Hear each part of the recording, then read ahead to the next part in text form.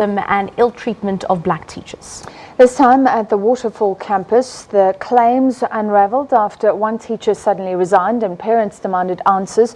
The Gauteng Department of Education says 2 educators have been removed from their duties.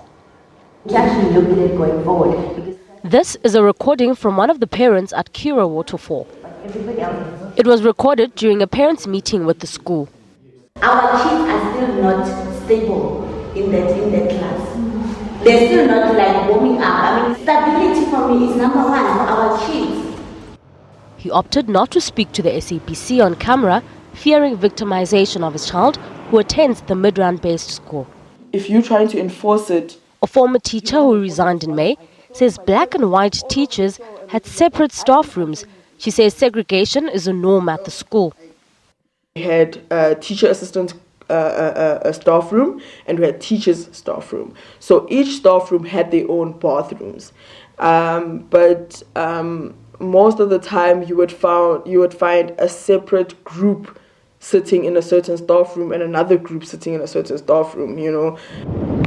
The Gauteng Department of Education has acted on these allegations. To the leadership. MEC Panyaza Lisufi says the Curro Group CEO has informed them that those accused have been removed from the school. I personally spoke to the group CEO and I presented the story to him.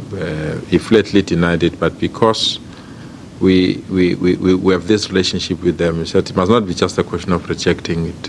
We request them to put appropriate systems to investigate, verify, and within the next 3 months give us a report. We asked the MEC if independent schools were struggling to transform.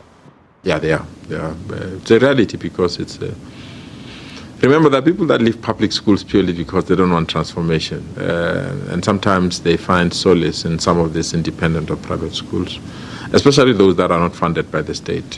Those that are funded by the state, we can say purely because they write our examination, they follow our curriculum, they follow our calendar.